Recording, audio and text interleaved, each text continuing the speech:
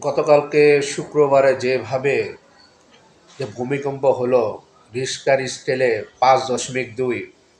আমি ছোট থেকে বড় হয়েছি পুরান ঢাকায়, এমন এমন পুরান ঢাকায় জন্ম। এরকম আমি এর আগে কোনোদিন ভূমিকম্প টের পাইনি বা আলাপ পাই না। অনেক ভূমিকম্প হয়েছে, কিন্তু গতকালকে শুক্রবারে পুরান ঢাকার মধ্যে যে ভূমিকম্পটার আলামত আমি পাইলাম, আমার জন্মের পরে এই প্রথম আমি এরকম ভূমিকম্প ই- ই- অনুভব করলাম। তো আল্লাহ সবাইকে হেফাজত করুক।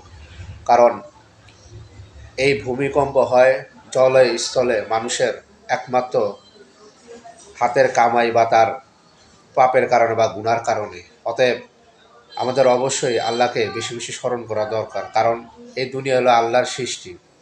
আল্লাহ ইচ্ছা করলে যে কোনো মুহূর্তে এই দুনিয়া ধ্বংস করে দিতে পারে। মানুষের কোনো ক্ষমতা নাই। মানুষ এত ক্ষমতা দেখায়, টাকার গরম, দাপটের গরম, এটা ওইটা ক্ষমতা কোনো কিছুই নাই। কালকে যে ভূমিকম্পটা দেখলাম, যে কয়েক সেকেন্ডের, আমার আমি যেই বাড়ির মধ্যে থাকি ওই বাড়ি থেকে 2 তলা 3 তলা অনেক মানুষ নামে যেতে পারছে, নামে গেছে, কিন্তু আমি অ্যাকচুয়ালি ঘরের মধ্যে তখন ঘুমাইছিলাম। ঘুমের থেকে যেভাবে বিল্ডিং কাঁপছে, আমি উইঠা খালি কিছু একটু দোয়া পড়তে পারছি। তারপর আর মনে করেন যে আর বাইরে হইতে পারি নাই কে। এতে বোঝা গেল মানুষ কতটুকু আতঙ্কের মতো ছিল। তা আল্লাহ তালা অনেক জায়গায় ক্ষয়ক্ষতি হয়েছে, অনেক হেফাজত করছে। আল্লাহ সবাইকে হেফাজত করে, এতটুকু চাই। আল্লাহর এই দুনিয়া আল্লাহ ধ্বংস করতে বেশিক্ষণ সময় নেবে না। তো মানুষ বেশি ক্ষমতার বড়াই দেখায়ও না। যারা ক্ষমতায় দাপটের বড়াই দেখাও, ঠিক আছে, কি করতে পারবো? আল্লাহ খালি একটু নাড়া দিছে কয়েক সেকেন্ডের জন্য। এতে মানুষ গতকালকা সব তছনছ, অনেক জায়গায় মারা গেছে, অনেক জায়গায় বিল্ডিং ভেঙে গেছে, অনেক ক্ষয়ক্ষতি হয়েছে। তো মানুষের কোনো ক্ষমতা নেই, সমস্ত ক্ষমতার মালিক একমাত্র হইল ওই আল্লাহ। এটা আমাদের স্মরণ রাখতে হইব। কারণ আল্লাহর উপরে কোনো ক্ষমতাধারী নেই। দুনিয়ার যে ক্ষমতা, এটা হলো ক্ষণস্থায়ী ক্ষমতা।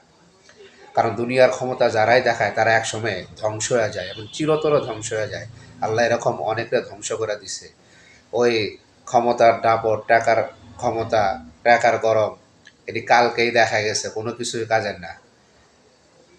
কয়েক সেকেন্ডের মধ্যে কালকে আল্লাহ তালা যে চাইলো বাংলাদেশ একটা পুরো ধ্বংস করে দিতে পারতো, কিন্তু আল্লাহ তালা খালি একটু নমুনা দেখাচ্ছে।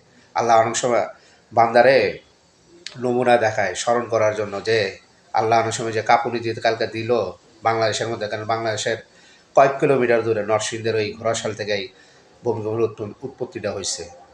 তো খুবই আতঙ্কের মধ্যে কালকা বিরাজ করছে, যে হইতে পারে অনেকে তো ভাবে যে কালকে মনে পৃথিবী মনে হয় বাংলাদেশে কেয়ামত শুরু হয়ে গেছে গা।